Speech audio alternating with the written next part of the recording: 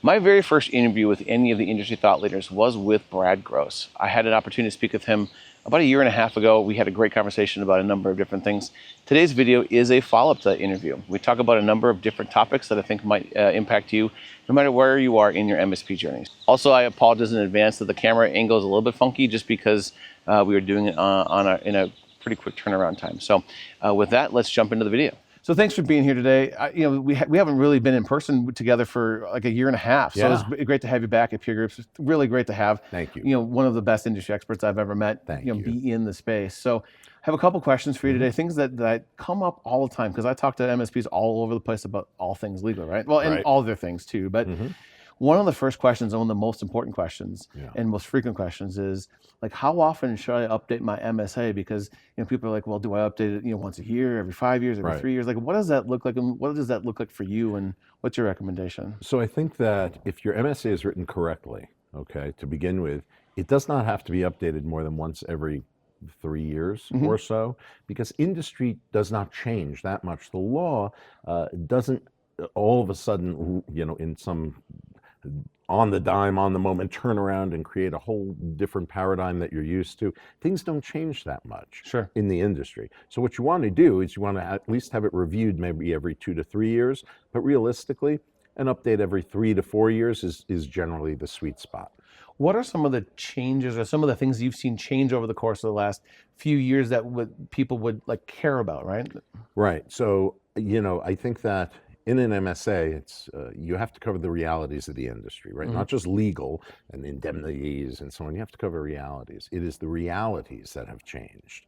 In the, if I had talked to you 3-4 years ago about a pricing paradigm like Microsoft NCE, you'd be like, "What's NCE?" Right. Now it's all the rage. So these pricing things occur and they change. Different stresses on the industry. Right now it's all about privacy and data and security. 10 years ago, it was less so about that. In fact, it was more about selling products instead of services. So things change, and your MSA has to be flexible enough to accommodate those changes without requiring version 2, version 3, version 4. Right. So I would say that when these documents are updated, it is those realities that have occurred in the past 2 to 3 years. That's really what you're modifying. Sure. The follow-up question always is like, well, I'm going to update my MSA. Do I need to have all my clients sign it? Do I need to do all these kinds of things? Yeah. And usually they're asking me like implementation questions. Like, oh, time out. I should not be the person answering your implementation questions. I'll give you some guidelines, one of which is talk to your lawyer. Right. But like from your perspective, you are working with a client. They're going to update their MSA. How would you advise them to implement the new MSA? Okay, so first, to answer that question, I'm going to tell you and everyone else what you cannot do. Okay? Fair enough. What you can't do, then we'll say what you can. What you cannot do is have a document that says, we can unilaterally change this document at any time by giving you advance notice, and your continued use of the service indicates your acceptance of that, and it's up to you, customer, to check back here from time to time to make sure you're aware of the changes that we've made. Okay. Unenforceable. It's been held unenforceable in dozens of states by actual case law. And the reason why it's unenforceable is because you have created a contract of adhesion. That is where one side can pretty much do whatever it wants and the other side has absolutely no choice but to accept that. Sure. So you'd say, well, doesn't Microsoft do that? Don't credit cards do it? They say, we've updated our terms. Hey, this is what they are. You got to like it. No, they don't. What they do is something far less obvious, but they understand the law as I'm telling it to you. So what they do is they send out a notice, and it will say, we have updated our terms as of a date in the future, whatever that is. In fact, I think the last time they did this was September 4th of 2024, or 3rd or 4th, and the date in the future was 3 weeks later. Okay. So it's in the future. Your continued use of our service or our products after that date indicates your acceptance. Okay. However, and this is the big however, and this is what separates a contract of adhesion from an enforceable contract. However, if you do not agree with our update, then you can terminate your services without further liability. Pay us what you owe us up until that date, you're out. Sure. Okay. Now, Microsoft can do it because they don't care if you leave, Right. and they probably know you won't. But that does not work for MSPs. Why? Because Adam, the MSP, does not want to tell Brad, the customer, in month 5 of a 36-month deal, that in month 6 we're changing our terms. And if you don't like it, Brad, you could leave. Because my answer is, okay, I'm leaving. Now, who's paying my Microsoft NCE fees through month 36? Who's paying Datto? Who's paying Cisco Meraki? Who's paying all these fees? Right. Adam let me out. Now Adam's paying those. Right. You see, so the whole, if you don't really like it, get out. You could do it, but you might injure yourself Right. financially by doing it. So now I'm going to tell you what you should do. Sure. Okay? If you're going to update your MSA and you want to try to immediately apply it to your customer, the first thing you're going to do is you're going to ask for consent. Okay? Because parties are always free to consent to a different deal. Okay. So you're going to ask them for consent, and here's how you'll do it. You'll send them an email. Let's say you send it to customer Joe. Dear Joe, our attorney was conducting an audit and noticed that we're not operating under the latest version of our documents with you. So for compliance purposes, we are updating our documents with you, and here's how it's going to work. We're sending you a quote for the services we're currently providing to you. A quote for that which we're already giving you. You'll notice it doesn't change the price, the duration, or the scope of services. Instead, it is governed under our MSA, located here, wherever it is, let's say in the cloud. And so we ask that you review the quote. Again, it's for the services we're currently providing to you. And if you have any questions, let us know. Otherwise, please indicate that you agree and accept to this change. What MSPs will find is that most clients of theirs will sign that. In fact, we did a session the very first day, and I don't know which MSP it was, they were remote, and they did exactly that. It's a client of mine. Sure. And they said, we did exactly that. We sent it out to 103 companies, 103. And he said 98 immediately signed because they look at what I call the triad price. Are you changing the price on me? No, it's the same price. So you're locking me into something longer? No, same duration. You got like 8 months left. It's still 8 months left. So what are you changing? The service? No, I'm really not. It's the attorney. What are you going to do? Right? Updated terms. You understand it. Insurance needs updated whatever. People understand that. They'll sign. And he said that 98 out of 103 signed. And then the other 5 signed after he went back and said, it's my attorney. What am I going to do? Right? So that, if they sign, well, now you have your agreement in place. They've consented, right? Yep. So that's one way to do it if you want to impute it right now onto your customer. The other way is if you don't want to do that, you don't want to raise a red flag, you'll wait for a natural touch point. Sure, like a renewal or something. Like a renewal, something like that. And then you'll say, this is governed under our MSA over here, and by accepting this, you accept that. So the idea is that from that point forward, those services will be covered. And as you do that more often, things come up, you're sending out renewals, the old stuff will die off by attrition. Sure. And at some point, maybe it'll take a few months, maybe a year or two, you'll have everything covered. That's how you're going to update your MSA, not, well, we're going to update it and it'll just be posted there. And don't worry, because the customer said that they agreed that they're going to look back on that. No, that's, in my view, an unenforceable agreement. And they're not looking back either. And you're going to have a lot of mismanaged expectations. Right. Yeah.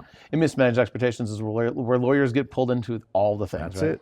That's the cause. That's the heart of almost all disputes in the industry. Yeah, fair enough. Shifting topics a little bit, and one of those things that actually I think I don't have a whole big grasp on is on the the M&A transaction from a legal perspective. And I'm familiar with the deal making and all those kind of things. I'm familiar with the integration, but what does the typical contract structure look like? How do the contracts kind of work in an M&A related deal? Okay, so to sort of encapsulize it, right? There are generally 2 types of deals. So if you're an MSP and you're thinking about selling, or someone has approached you about selling your MSP, there are 2 types of deals. It's either an asset purchase agreement, which is a deal in which all of your assets, your receivables, your customer files are sold, but the purchasing company does not acquire your company. They're not acquiring your liabilities, your leases, anything that's a liability to your, they're not acquiring that. They're only taking the good stuff. Sure. Okay. And they'll take some of the bad stuff if they need it. That's an asset purchase deal, as opposed to a merger where the two companies literally merge together. So at the end, they're inseparable and they're one. Most often we see a asset purchase deal, not so much a merger. Mergers occur, it's not unusual, but more often it's an asset purchase deal.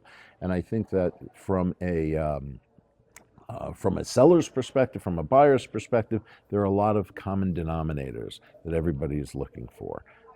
First of all, in these deals, they always start off with due diligence. Okay, that's the first step. It's a letter of intent. I got it. Right. But now we're in it. We're doing our due diligence. First question that a buyer would ask is, let's see all your agreements. Let's see all your agreements. Let's see all your licenses, because we want to make sure that, one, they are transferable, right, that we can actually assign, because if you can't, that's a problem. Two, are you in good standing with them? Right? We don't want to inherit a whole bunch of contracts and agreements and find out, oh, actually, license is expired. We're just continuing to use unlicensed stuff and so on. So, there's the due diligence phase where both buyer and seller, it's in their best interest to make sure that everything is in order. After that, once the due diligence phase goes down, that's when you start to really, while you're doing the due diligence, you're negotiating the terms of these contracts. And with increasing frequency, we are seeing earnouts. There are fewer all cash deals, and it's more of a mixture of cash. Sometimes it's rollover equity. If you wanted to, if it was a private equity, companies usually do those types of deals. But there's always a holdback for an earnout. Sure. And the question is, as a seller, so now you're selling your company, what are the conditions of this earnout? Understand, that once your company is sold, you now are an employee. Right. And other people are running that company. And if your earnout is tied to monthly recurring revenue, of the company that just bought, you, well, you don't have control over that, do you? So they may run it into the ground, maybe not. I'm not saying it's in their interest to do it, but they might. So even in earnouts, in fact, I just wrote an article about this on LinkedIn. You don't want to have an earnout that is so rigid that if you don't hit a certain target, it's over. Because understand, you won't have full control. You're not controlling anymore. Right. So what I would suggest as a seller is to have a graduated earnout, right? If our MRR, through no fault of the seller, if our MRR is drops down to this percent, let's say 90 to 92, then we're going to get this percentage of our earnout. 93 to 95, this percentage is 95, 97. You get the idea. That way, there's flexibility. Understanding MRR may go up, may go down, but you don't want to set it as, if our MRR drops below 98%, we're not getting our earnout. Well, now you've just set yourself up for failure. Right. Why? Because you don't control your company. Right. Well, and every time you do a transaction like that, you are going to lose some amount of clients anyway. It's just how it always happens. Virtually always. Right. They're going to leave. Or maybe they are unhappy and they were just waiting for this opportunity. Yeah, looking for a reason, right? That's going to happen. So, I would say that due diligence is a big aspect of this, and buyers and sellers really need to be aware of the fact that from a seller's perspective, you want to have your ducks in your order, you want to have your agreements, your licenses, your books should be ready to be turned over, right? Because this is what a seller wants to see.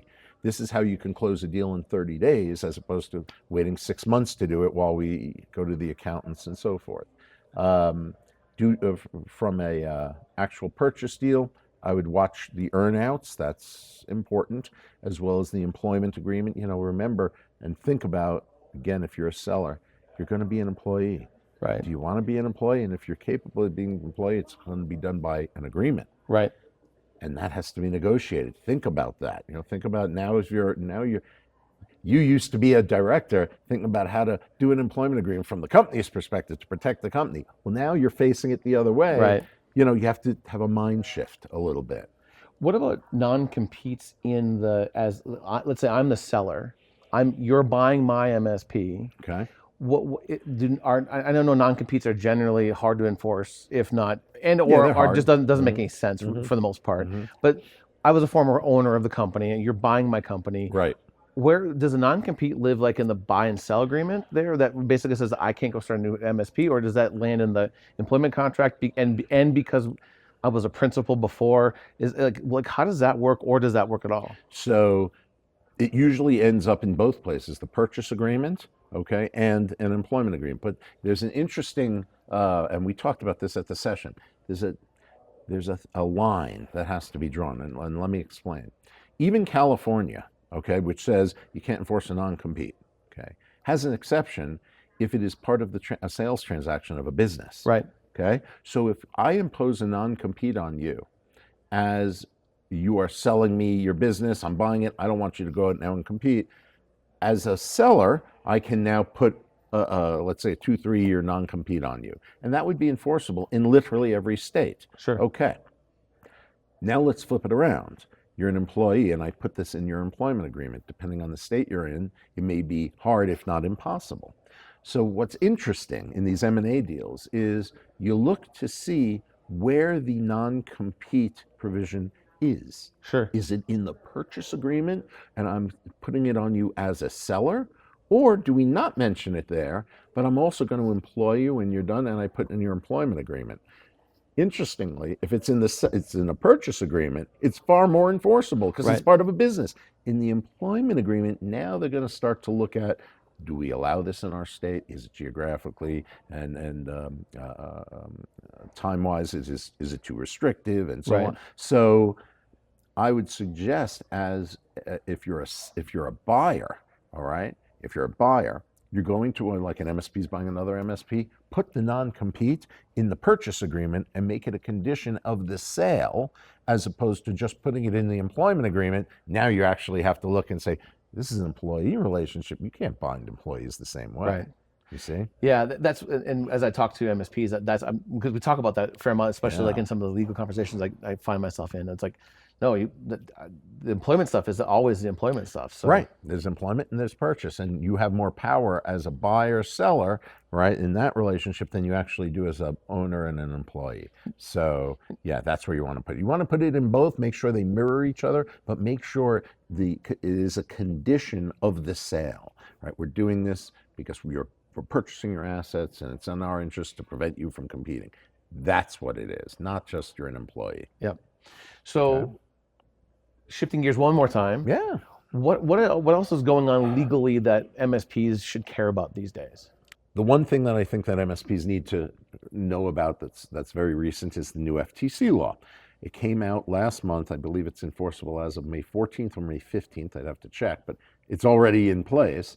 And what that law says is that in all B2B transactions, business to business, it also includes business to consumer, but most MSPs don't do consumer transactions, they do business to business. In all business to business transactions involving an auto renewal or a continuity plan. Auto renewal, contract will run for a year, automatically renew unless one party gives notice before a certain period. Mhm. Okay. Continuity is it starts on this day, it just keeps going. It just keeps going until one of us cancels. In all of those agreements, MSPs now have to do two things. First, they have to make it very clear to the other side that it is an auto renewal or a continuity agreement. It used to be where MSPs would have like a quote and it'd say term 2 years subject to auto renewal. Now I would say that under the new FTC law, that's not clear and conspicuous. Sure. You're going to have to explain what auto renewal is. You're going to have to show them where to go to see your policy and so forth, clearly and unequivocally. That's one part, but here's the other part. And this is something that's not only going to affect MSPs, but vendors that deal with MSPs. What the law says now is that you have to allow the other side, the other party, to avoid auto renewal using a method that is as easy as the method you used to sign them up to your contract. Oh, wow. They have to be able to avoid auto renewal using a method that is as easy, as simple, I think is the word they use, as the method that you use to sign them up. So I'll give you an example. You're my MSP, you sign up Brad Gross customer.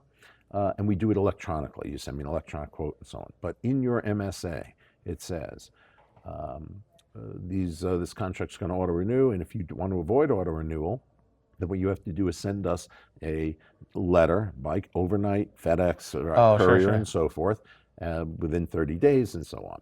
Unenforceable. Why? Because I signed up electronically, and you're asking me to now send you a FedEx letter.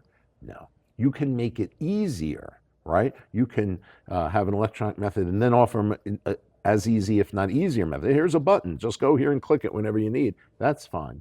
But it cannot be more difficult. And so what we often find, and I think this is where you're going to see litigation arise, is they'll say, especially vendors, and they say, okay, if you want to avoid auto renewal, you can send us an email and talk to one of our representatives. Yeah, that's not easy. Right, that's not as easy as what it was to sign up. And then, of course, you hear, well, I tried to call the rep and I didn't get a call back, and I called 6 times, and now it just auto-renewed. That's where vendors are going to get themselves in trouble, and especially the big box players in the industry. That it's now going to be, they're going to have to provide a way for MSPs to avoid auto-renewal without involving the extra steps of talking to a representative and going through the pipeline to, because as of May 14th, that type of stuff renders the auto renewal part unenforceable. Sure, it just gets pulled out of the That's it. It just gets severed out there. That's it. Mm-hmm. Cool. Real quick, I know you got some new stuff going on. Yeah. Tell me a little bit about MSP terms and what that looks like and all those things. Yeah, MSP terms. Thank you for asking. It is a document management platform. I'll give you the 45-second feature set, although it's hard to cover it in 45 seconds. What the platform allows you to do is upload any number of documents, any type of document, place it in a non-public, credentialed, and non-indexable place. You can then, once it's up there, edit it. We have full editing features. You could sign it. We have e-signature functionality. And when you share it with your customer and say, go, this is our document, go look at it, they see a branded portal page of your MSP, and they can then view your document, sign it. Everyone is alerted that signatures have occurred. So that's the management portion. We have 18, soon to be 20 legal templates that I have written that are up there that are available to subscribers from day one, in perpetuity, license free. Wow. From day one. Okay, so you don't have to stay with the platform any period of time, and it's not an extra cost and so on. And then the final part is we have an educational section where we post videos similar to what you do for the industry. We post videos about things that MSPs need to know. We just did one on copyright law. What do they need to know about copyrights, trademarks, buy-sell agreements in 10 to 12-minute digestible formats. So that's the overall. There's a lot more to it, but that's the platform. We're really excited. It really got a lot of great reviews from this past conference where we demoed it. Awesome. Yeah. Very good. With all of that, I really appreciate your time today. Appreciate you coming. Sticking around for an extra few days. I know it's been an exhausting week, and I'm sure you're looking forward to sleeping in your own bed tonight. So yeah. So thanks for hanging out with me. I will drop all of your contact information and all stuff on the screen and in the description, all that stuff. People know how to get a hold of you. I really appreciate it. Thank you, brother. Very good. Thank you.